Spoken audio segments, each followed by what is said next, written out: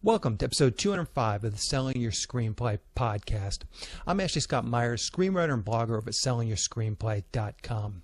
Today I'm interviewing director Richard Friedman, who has been directing genre films for more than 3 decades. He just did a film called Christmas Crime Story, which is now available. And we talk about that film as well as how he got his start in the business and how he's been able to keep making movies over the years. So stay tuned for that interview. If you find this episode valuable, please help me out by giving me a review in iTunes or leaving me a comment on YouTube or retweeting the podcast on Twitter or liking it on Facebook. These social media shares really do help spread word about the podcast, so they're very much appreciated. Any websites or links that I mention in the podcast can be found on my blog in the show notes. I also publish a transcript with every episode in case you'd rather read the show or look at something later on. You can find all the podcast show notes at www.sellingyourscreenplay.com/podcasts, and then just look for episode number 205.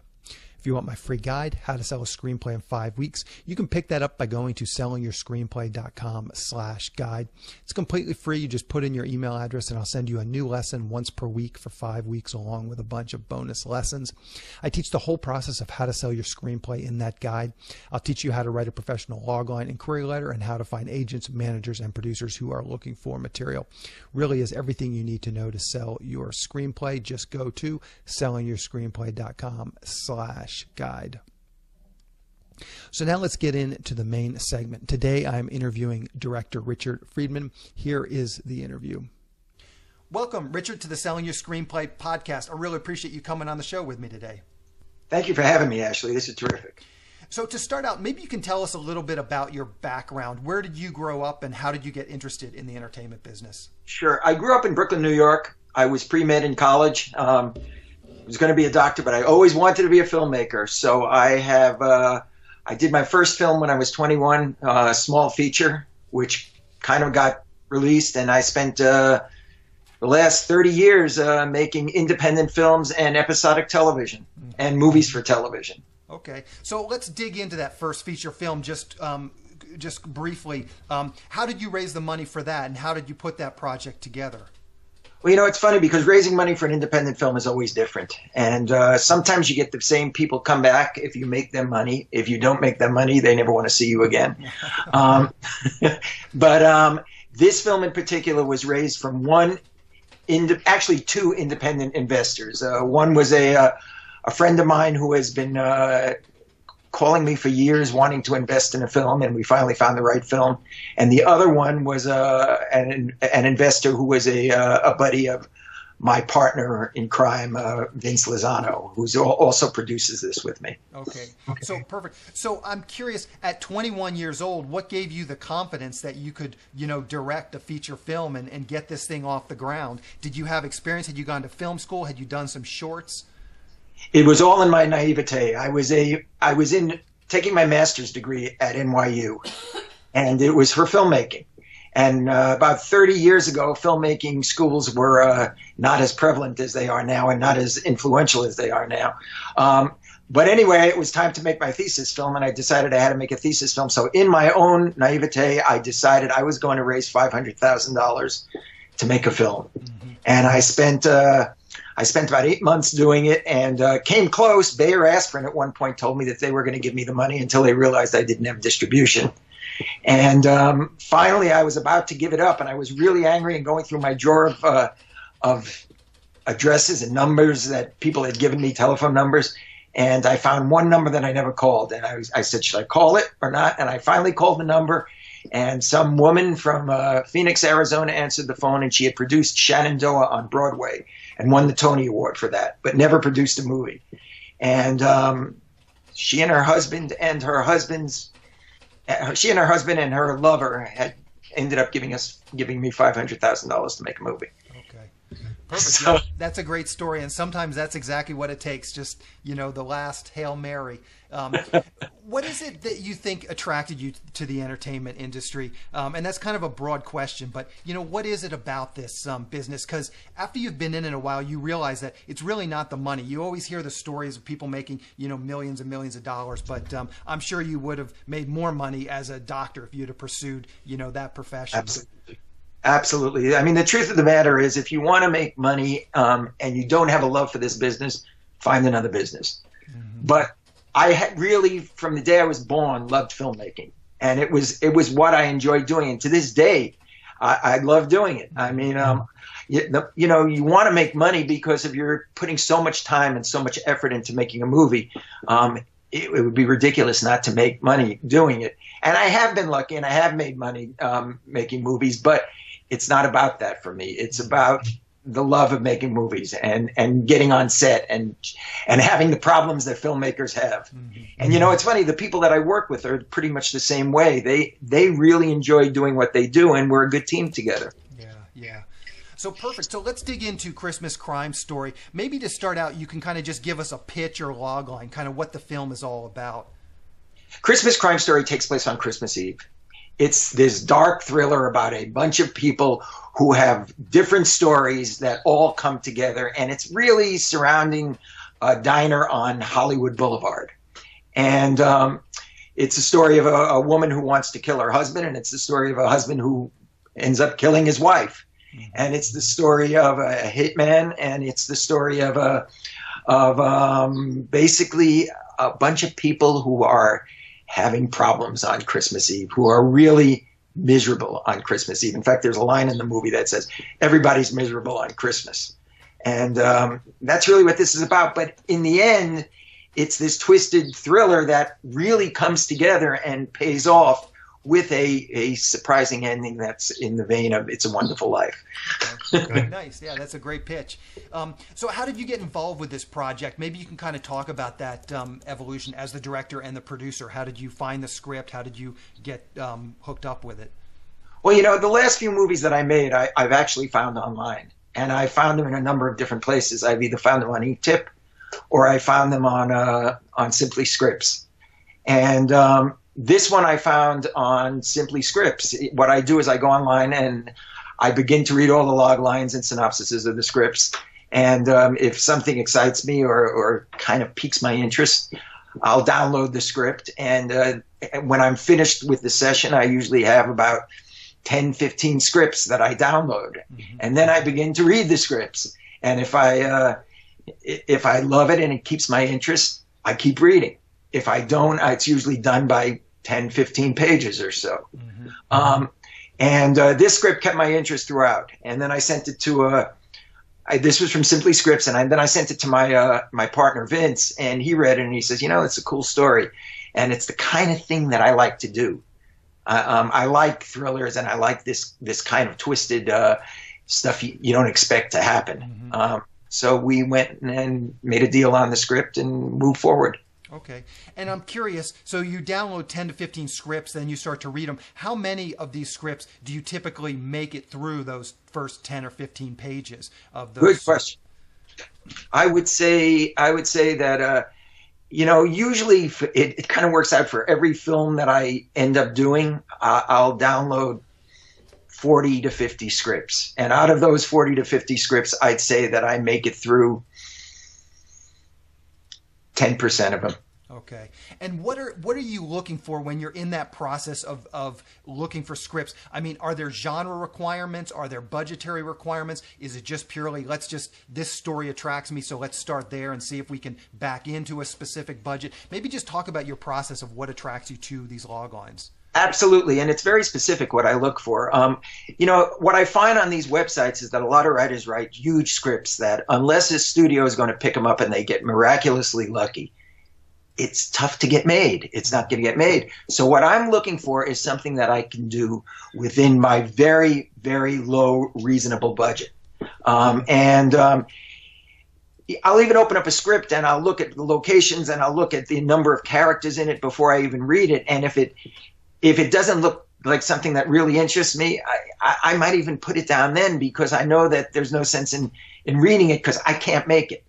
So what I'll do is I'll look for something with limited locations are great. They're fantastic on a lower budget. Limited characters are great. You know, the thing that I really like to do with movies is make them look a lot better than what they cost. And if I can do that, then we've accomplished a lot, because it becomes easier to sell in the end. So what I'll do is I'll look for a script that is within what I like to do, and I I'm a thriller mystery guy. I spent years doing horror films, and I like doing horror films, but I kind of fell into that. And then the last few years, I've been doing thrillers and mysteries and that kind of thing, and darker stuff, which ironically is harder to sell because it is darker. But I enjoy it, and it's what I like to do. So I look for the right script. I look for the script that will fit my parameters for the budget, and I look for something that's different and unique, and that's hard to find. Yeah, yeah. So just to talk about genre for a little bit, is it purely, like you said, these darker thrillers are a little bit harder to sell than, say, horror? You know, you've done a bunch of horror movies, so now you're sort of moving into that. But, like, what about comedy and these kinds of, like, the big knock on comedy, it doesn't play overseas, it's going to be hard to sell. Like, how much of dark thrillers, it seems to me, are still easier to sell than, you know, comedies. So True. how much does that sort of play into your factoring of what you want to do? You've done horror, I understand that, but, you know, you haven't done a comedy. So is that just something that not interests you, or you just know it's going to be a hard sell? Both, actually. I like comedy. I laugh a lot, and I'm not a dark guy. I enjoy comedy like anybody else. But when it comes down to it, I don't know that I'm the guy to do comedy. It's just basically what I'm attracted to. But in addition to that, comedy is a much more difficult sell than especially low budget comedy, unless you make something that's different and really unique and not seen before. When you go to a distributor, or a distributor comes to you with comedy, it's tougher, and I'd rather not have to fight that battle if it's not my preference. If I was in love with comedy, I would do it, and I'd say I don't care, but I'm not in love with it, so I do what I love, which is, you're right, easier to sell than comedy. So let's talk about your development process a little bit. So you downloaded the script for Christmas Crime Story. You cut a deal with the writer. Were there some rewrites that needed to be done, that you felt needed to be done? And maybe talk about that process a little bit, about how you maybe collected notes. On Christmas Crime Story, it was actually set in a small town. And my first inclination was to do it in L.A., where I live and where we're based and where I have my whole crew, and I know I can make a movie. So I talked to the writer about rewriting it from a small town and getting out all the snow, because we obviously don't have snow in L.A., and shooting it here. So we had talked about stuff like making the locations Hollywood Boulevard, which is an interesting location. The whole movie takes place at night. It's one night on Christmas Eve, so we ended up we shot the movie in 10 nights. I tried to come up with locations that would be visually interesting. So I said, write the scenes for Hollywood Boulevard. And then a lot of it takes place in a diner. So we had to find the right diner. And the diner that we found for this had windows around. So it made it more interesting, because you could see outside the windows and you could see cars passing by. And it wouldn't be as claustrophobic for as long a period of time that we were going to be in there. So, and the diner was at the bottom of a hotel, and it was out of business, but it was all set up as a diner. So it worked out great for us. Yeah. So I just want to touch on one thing you just said about shooting in L.A. I just did, and you can see my poster back here, I just did a micro-budget feature film we shot in L.A. as well. And I'd be curious to get your thoughts on the advantages and disadvantages of shooting in L.A.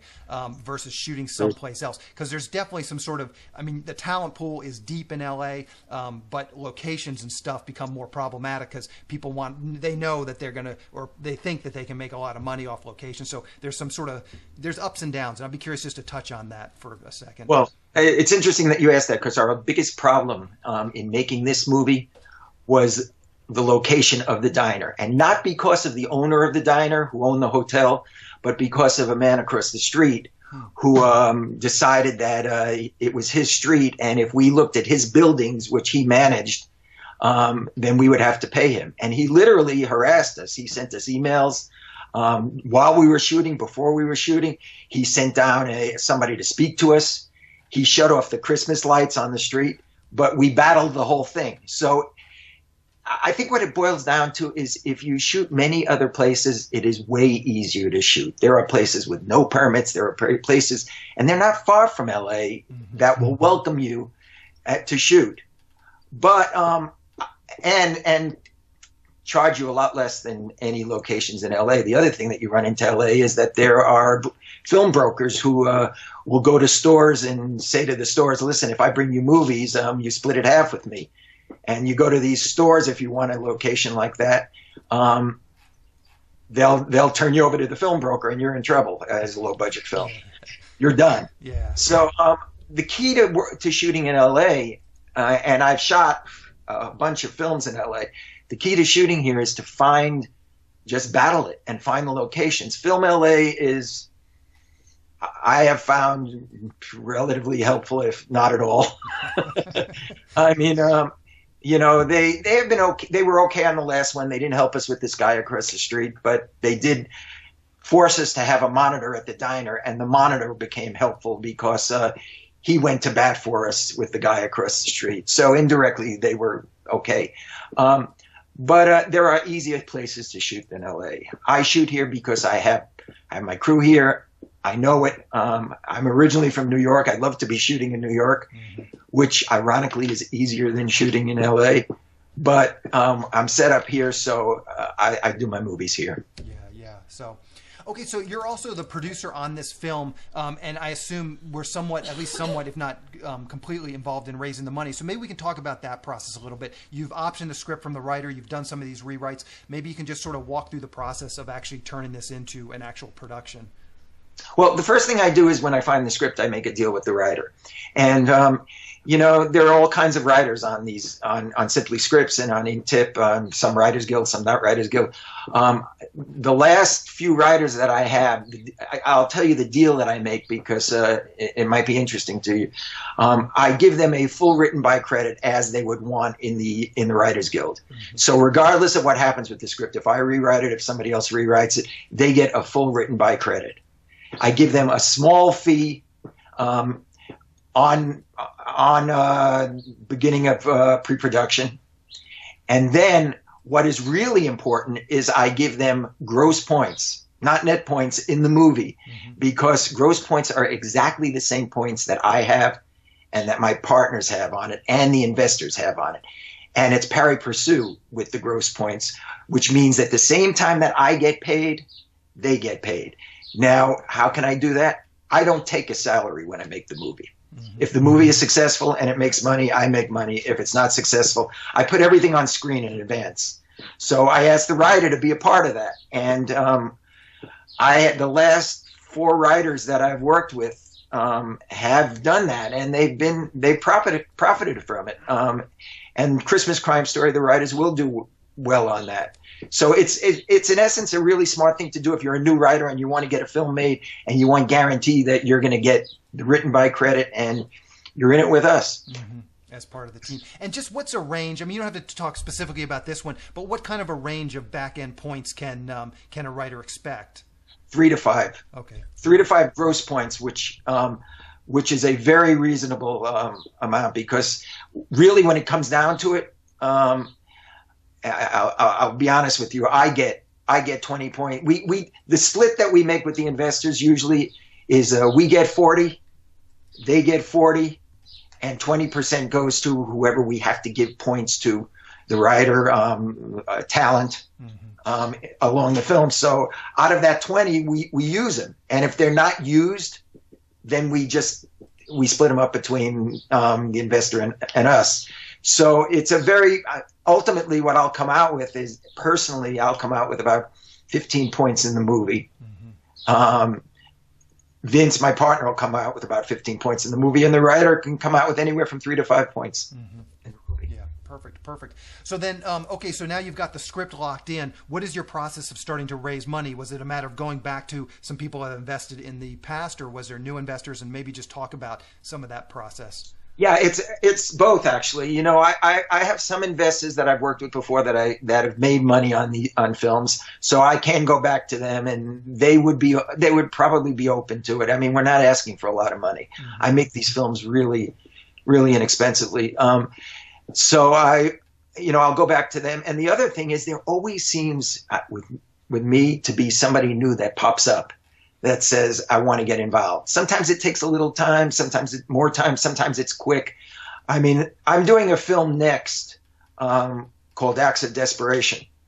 And it's an investor. It's an investor who a few years ago, I knew her and her husband, and we talked to her and her husband about investing. And then her husband just became a pain in the butt, to be honest with you. And Vince and I said, you know what, life's too short. We don't want to deal with it. And then, ironically, he died since.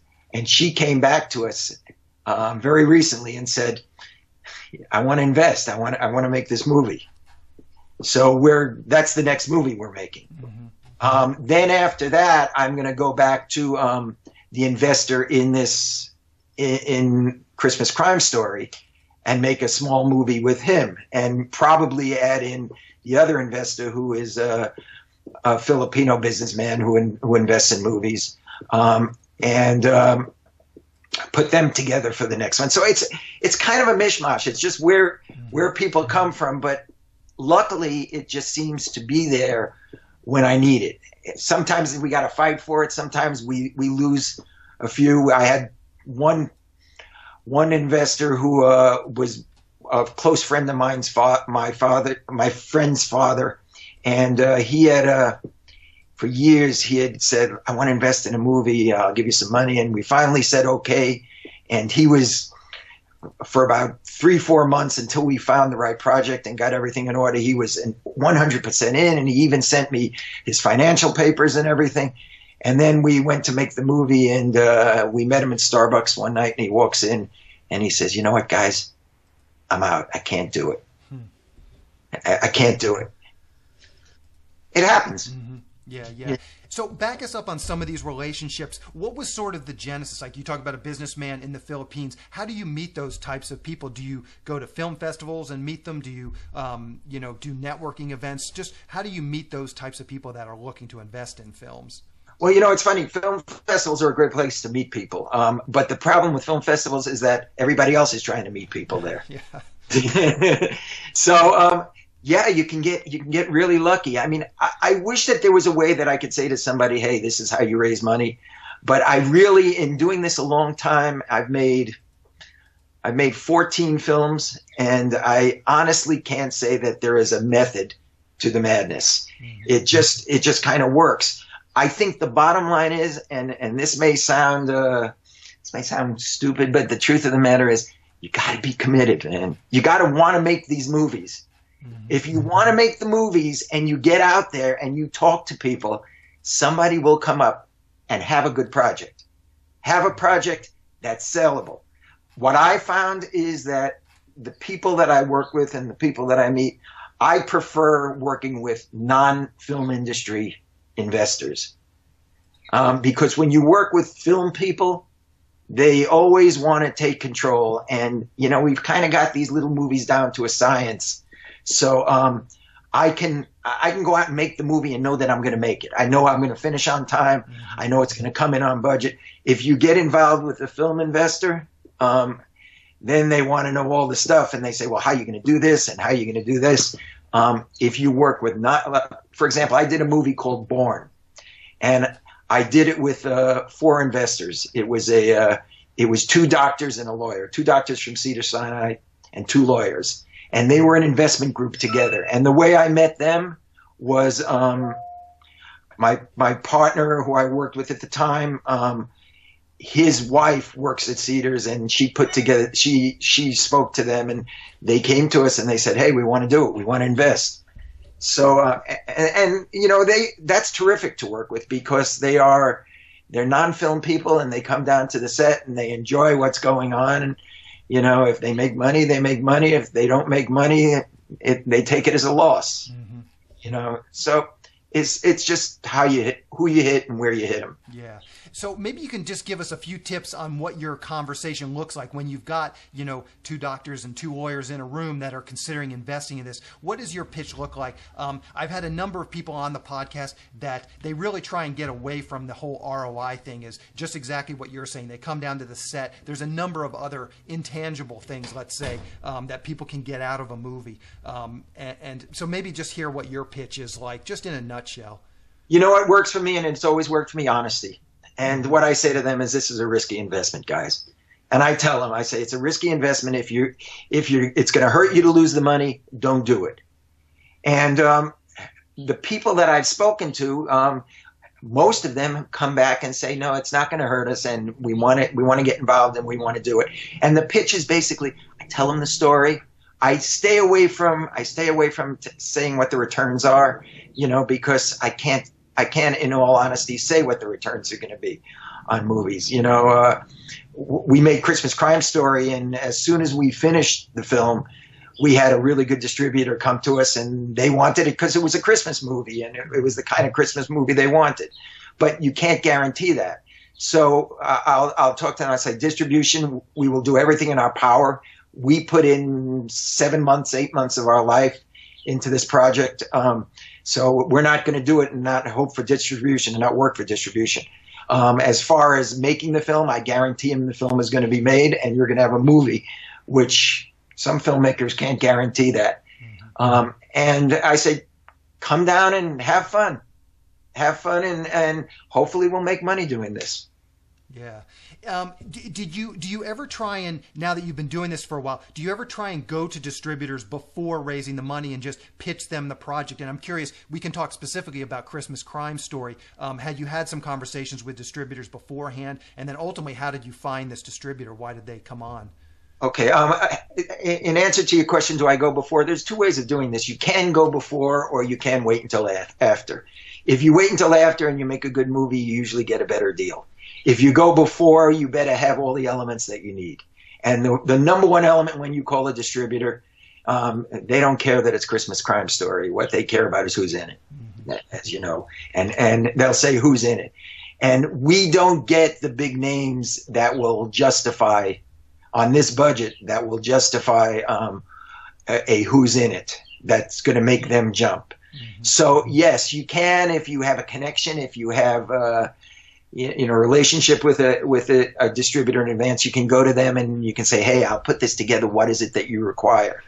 But what I've found is it's easier to make the film and then either take it to festivals and see what happens at festivals, or begin to contact distributors yourself and sell it to distributors. I've made a bunch of films, and I have never had a film not distributed. So it's kind of worked for me in that respect. And Christmas Crime Story just ironically worked out easily. How did the distributor hear about it as you were going through production? What happened was we had just finished the film, and we were about to submit to film festivals. And we get an email from Gravitas Ventures. And they said to us, we are very interested we've heard about your film. To this day, I don't know where they've heard about it. But they said, we've heard about your film, and we really are interested in meeting with you to distribute it.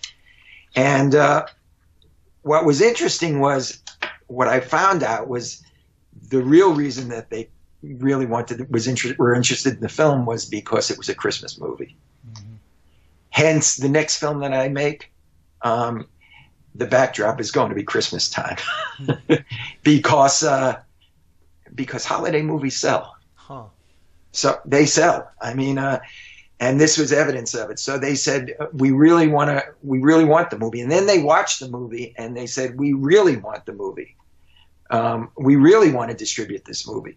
So we went in and we met with them, and we talked to them, and the deal was, we probably could not have asked for a better deal anywhere else. So we took it immediately.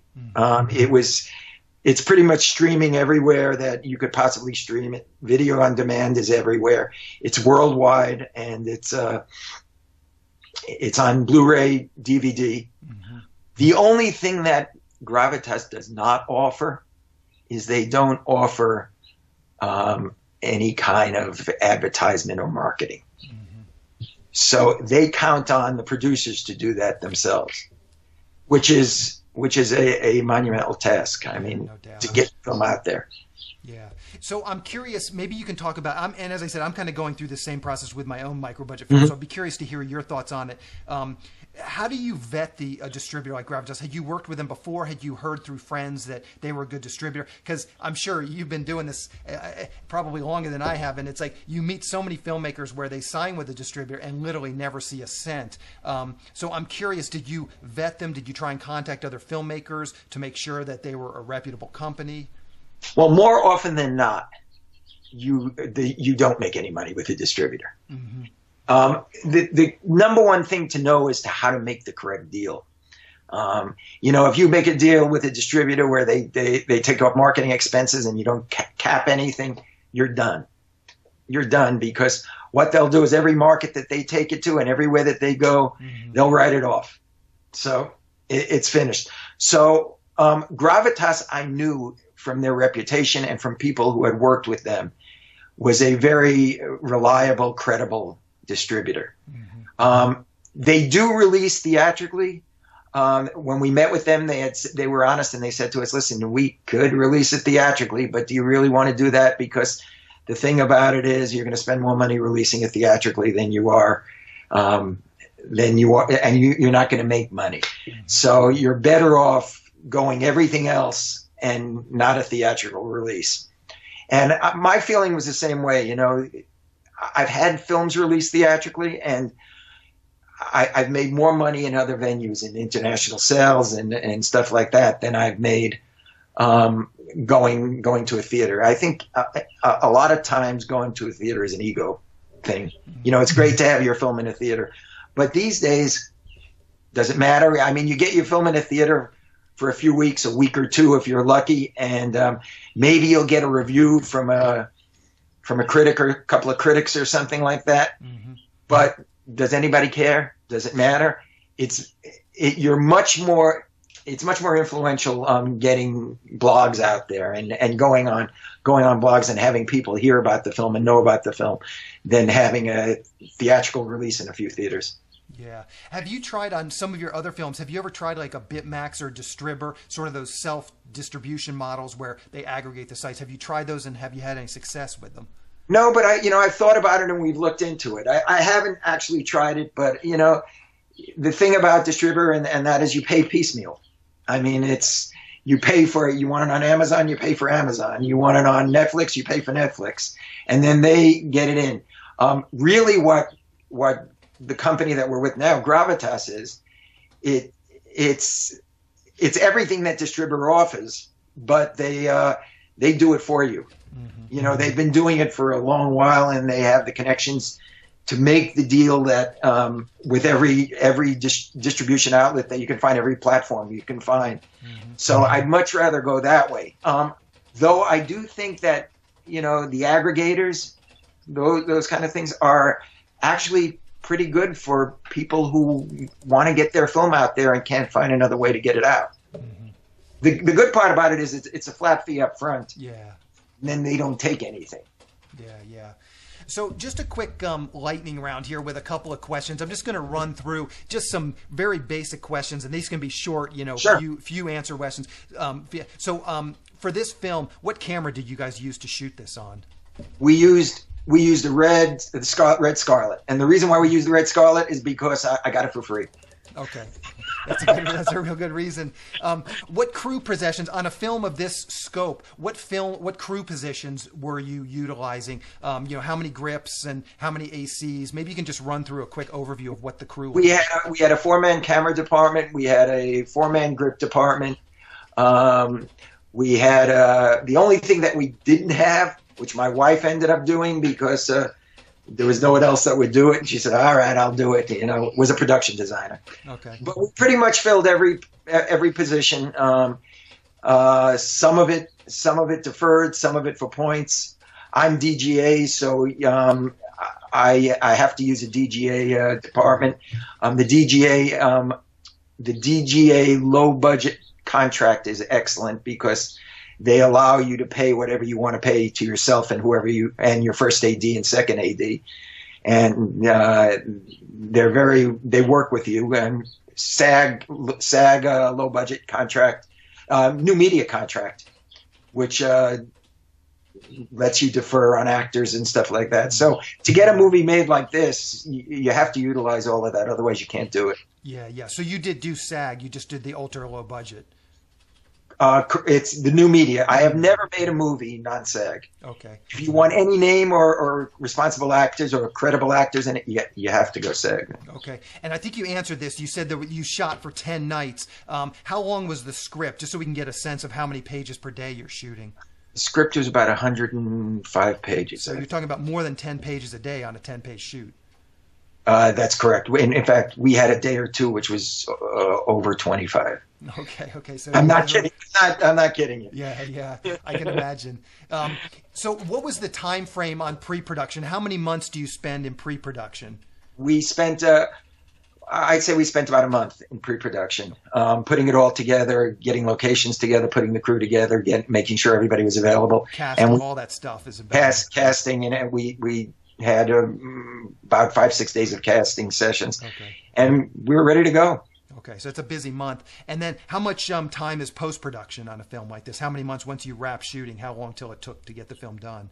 Well, I normally always cut the film, but I let an editor cut it first. On this film, my friend and I worked on it, and we cut it together from scratch.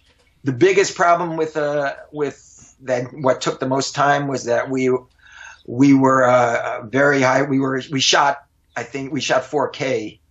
And we had to bring down the resolution to edit, and it became an issue to get it in there. But it shouldn't be an issue. It was just us. But after that, it took us about we cut the film in about a month and a half.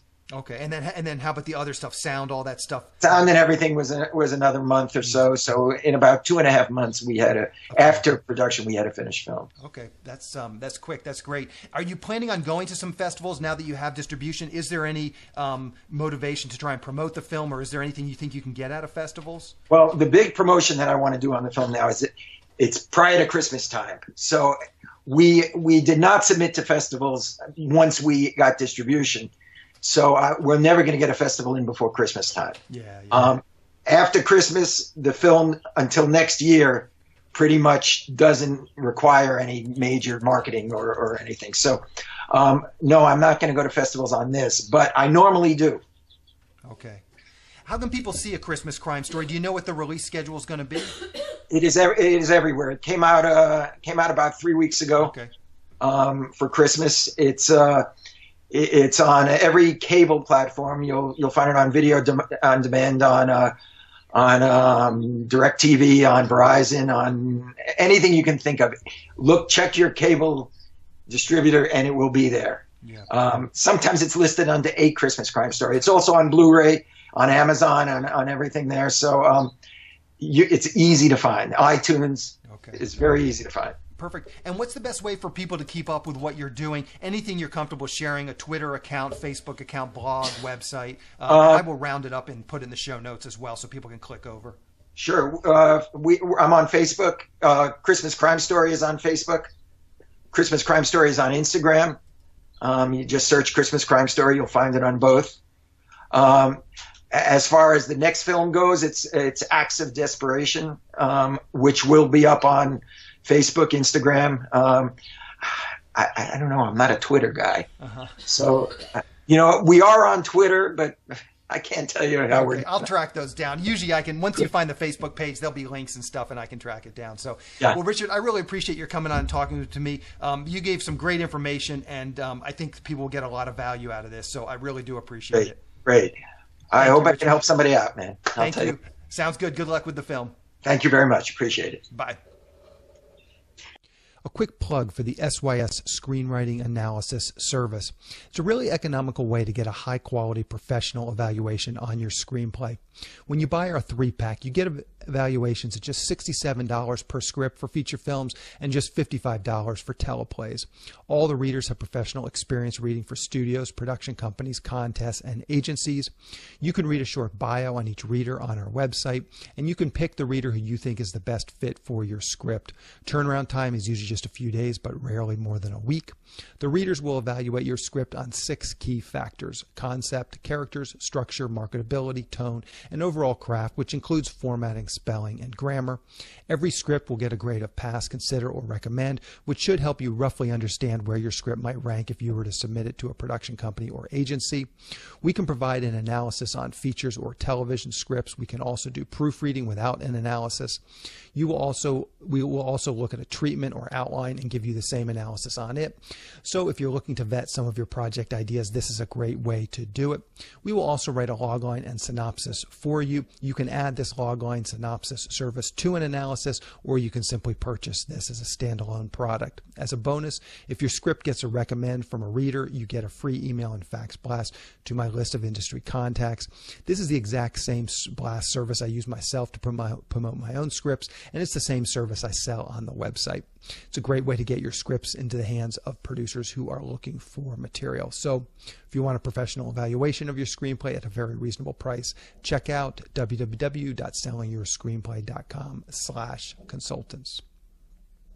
The next episode of the podcast, I'm going to be interviewing distributor Keith Leopard from Uncorked Entertainment. I've mentioned this interview before on the last couple of podcast episodes. Keith is the distributor behind many of the films that I've showcased on the podcast over the last 12 months or so. Last week's The Gatehouse by Martin Gooch is being distributed by Uncorked Entertainment. And before that, a couple weeks before that, I had on filmmaker Justin Price, who did two films recently, The 13th Friday and Elf. Both of those films are being distributed by Uncorked Entertainment.